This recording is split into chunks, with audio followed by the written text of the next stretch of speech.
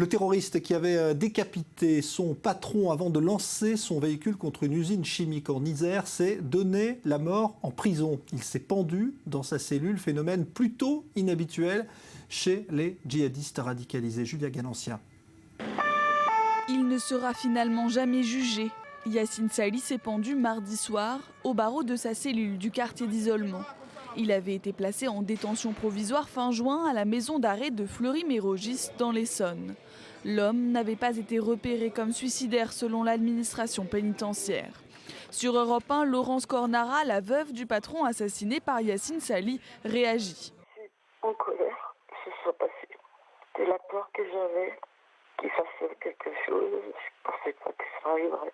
Je pensais que ça puisse surveiller que ça. Et il y a des choses qui sont pas normales. En étant en isolement, je comprends pas. Soi-disant qu'il n'était pas suicidaire, mais non, il y a une erreur quelque part. Juin 2015, en Isère, Yassine Sali attaque une usine de gaz industriel à bord de son utilitaire. Sur place, il décapite son employeur, Hervé Cornara, suivant une mise en scène macabre reprenant certains codes de l'État islamique. Il entre ensuite volontairement en collision avec des bouteilles de gaz, provoquant une explosion avant d'être maîtrisé par des pompiers. Au moment des faits, le procureur de Paris évoque un lien avec Daesh. Yassine Sali a décapité sa victime. Il a accroché la tête de sa victime à un grillage, en cherchant à donner à son acte une publicité maximale, ce qu'il a d'ailleurs revendiqué au cours de sa garde à vue. On peut noter que cela correspond très exactement au mot d'ordre de Daesh, qui appelle régulièrement à commettre des actes de terrorisme sur les territoires français et précisément à égorger des mécréants.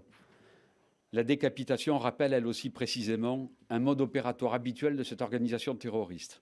Né en 1980, Yassine Sali avait fait l'objet d'une fiche S en 2006 pour radicalisation, fiche qui n'a pas été renouvelée en 2008. L'homme a toujours contesté en garde à vue toute motivation islamiste. Il invoquait un différend professionnel avec son patron. Mais pour la justice, ce patron de son entreprise de transport, Hervé Cornara, qu'il a avoué avoir tué, était bien une victime du terrorisme islamiste. Et on est en ligne avec Jean-Pierre Bouchard, qui est criminologue et psychologue. Bonsoir. Oui, bonsoir. D'abord, une question plus générale. Quand un détenu se suicide en prison, c'est toujours un constat d'échec aussi pour l'administration pénitentiaire. Est-ce qu'on peut prévenir ce type de situation, selon vous ? On ne peut pas prévenir tous les types de suicides, évidemment. On peut minorer le risque en repérant les gens, les isolant, en leur enlevant ce qui leur permettrait de se suicider. Là, c'est le cas, puisqu'il a utilisé un cordon électrique pour se pendre à la fenêtre.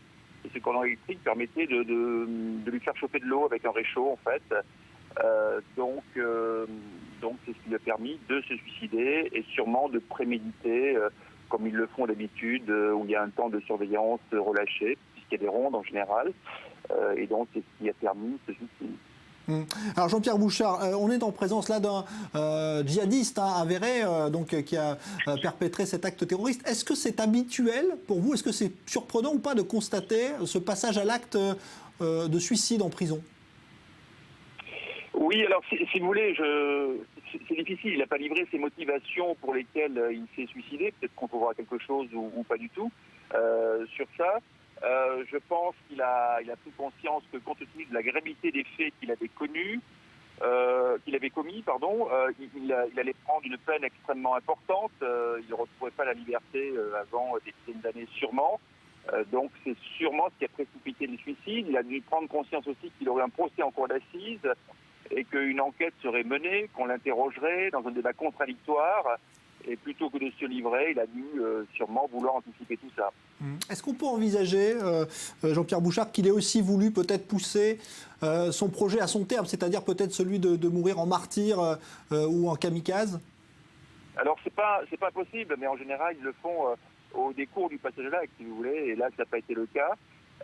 Donc j'imagine que c'est peut-être ça, comme vous le dites, mais il y a aussi le fait d'anticiper le procès pour ne pas être confronté aux interrogatoires, au débat public.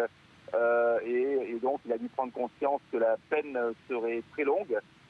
Et donc ça a pu précipiter, mais peut-être qu'il y a une motivation mixte. Mais encore une fois, il faut rappeler que les kamikazes et ceux qui veulent mourir en martyr le font au décours de leur passage à l'acte criminel. Merci Jean-Pierre Bouchard, criminologue, psychologue, donc pour cet éclairage. Et puis la grande